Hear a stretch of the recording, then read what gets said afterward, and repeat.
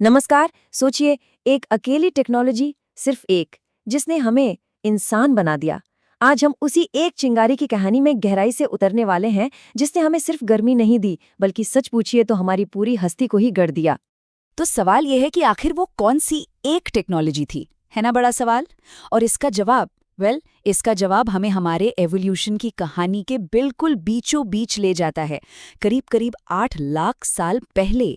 तो ये इतना बड़ा बदलाव हुआ तो हुआ कैसे? देखिए, एक तरफ हमारे वानर जैसे पूर्वज थे, छोटा दिमाग लेकिन बड़ा डाइजेस्टिव सिस्टम। और फिर बूम, सामने आते हैं होमो इरेक्टस, बड़ा दिमाग, छोटा डाइजेस्टिव सिस्टम। बिल्कुल उल्टा। रिचर्ड रैंगहैम की एक बहुत ही दिलचस्प थ्योरी है, जिसे कुकिंग हाइपोथेसिस कहते हैं। उनका मानना है कि इस कमाल के एवोल्यूशनरी शिफ्ट के लिए जो एक्स्ट्रा एनर्जी चाहिए थी, वो हमें खाना पकाने से मिली। लेकिन एक पेंच है। इस थियरी को साबित करना जानते हैं कैसा है? जैसे किसी बहुत ही पुराने ठंडे बस्ते में पड़े केस को सुलझाना। एक ऐसा कोल्ड केस जिसके सुराग लाखों साल पुराने हैं और उन्हें ढूंढना लगभग नामुमकिन है। दिक्कत ये है कि 8 लाख साल पुराने चूल्हों के कोई साफ सुथरे निशान भला कहाँ मिलेंगे। सोचिए, राख तो कब की बह गई होगी, जली हुई मिट्टी का रंग वो भी हजारों साल में फीका पड़ जाता है। तो फिर आर्कियोलॉजिस्ट इतने पुराने केस के सबूत आखिर खोजते कैसे हैं? चलिए, अब सीधे चलते हैं उस जगह पर जहां साइंटिस्ट्स को एक बहुत बड़ा क्लू मिला। ये जगह है इजराइल की एक पुरानी झील का किनारा, जो हमारी कहानी में एक गेम चेंजर साबित हुई। इस जगह का नाम है गेशर बेनोट याकोव। ये कोई मामूली जगह नहीं है। ये एक 790,000 साल पुरानी आर्कियोलॉजिकल साइट है। और जानते हैं सबसे खास बात क्या थी? ये एक पुरानी झील के किनारे थी और पानी में डूबे रहने की वजह से यहाँ चीजें कमाल की अच्छी हालत में मिली। समझ लीजिए कि पुराने जमाने की जिंदगी का एक परफेक्ट स्नैपशॉट ही मिल गया हो।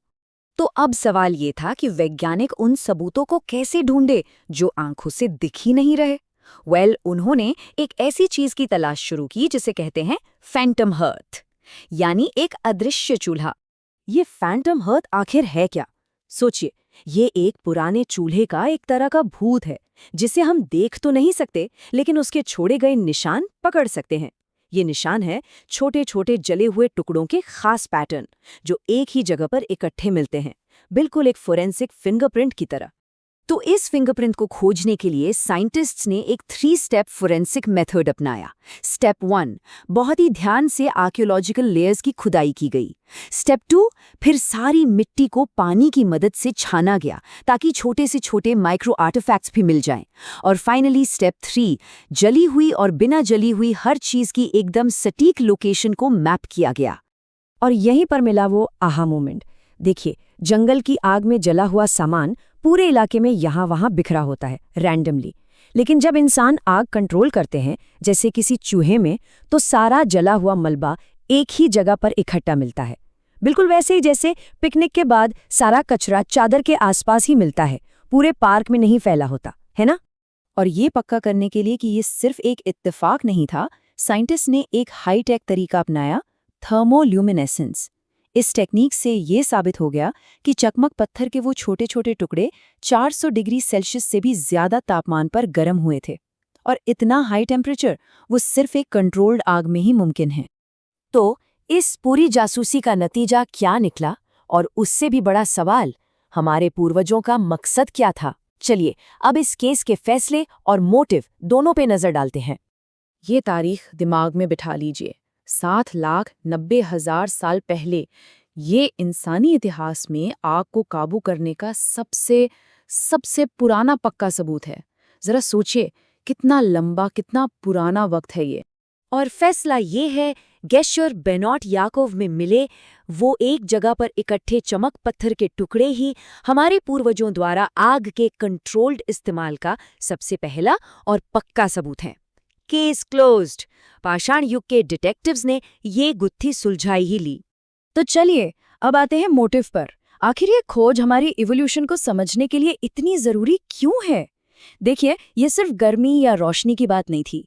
ये तो हमारे होने की, हमारे वजूद की पूरी बुनियाद बदलने वाली बात थी। सारा का सारा खेल एनर्जी का है। सीधा सा हिसाब है। कच्चा खाना मतलब कम एनर्जी, क्योंकि बॉडी को उसे पचाने में बहुत मेहनत लगती है। लेकिन जब हम खाना पकाते हैं तो वो एक तरह से पहले ही आधा पच जाता है, जिससे हमें मिलती है बम्पर एनर्जी। तो सवाल यह है कि इस एक्स्ट्रा एनर्जी का हुआ क्या? रिचर्ड रैंगहैम के शब्दों में ही सुनिए। इस फालतू एनर्जी को होमो इरेक्टस के दिमाग की तरफ मोड़ दिया गया और उसका साइज बढ़ता गया। सोचिए, आग ने हमारे दिमाग को बढ़ने के लिए फ्यूल दिया। जबरदस्त।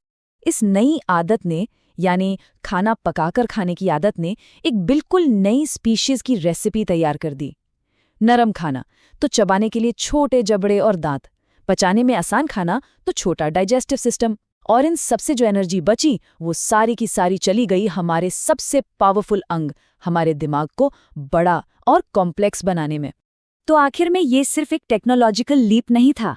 नहीं, ये एक विरासत थी। ये वो लॉ है जो हमें हमारे पुरखों से मिली है और जिसने हमें जड़ से पूरी तरह से बदल कर रख दिया। ये कोटेशन पूरी बात को बहुत अच्छी से बताता है। होमिनिड्स द्वारा आग के इस्तेमाल ने उनके खानपान, बचाव और सामाजिक मेलजोल के तरीकों में जबरदस्त बदलाव लाए। आग के चारों ओर बैठना, वहीं से तो कम्युनिटी बनी, कहानियां शुरू हुई और कल्चर ने जन्म लिया। तो टेक अवे ये है, आग ने सिर्फ हमारे पूर्वजों को गर्माहट नहीं दी, उसने हमारे दिमाग को गढ़ा है, हमें वो बनाया है जो आज हम हैं। और ये एक बहुत बड़ा सवाल हमारे सामने रखता है कि इंसानियत की अगली चिंगारी क्या होगी, वो कौन सी नई खोज होगी जो हमें एक बार फिर से नए सिरे से डिफाइन करेगी। सोचने वाली बात है ना?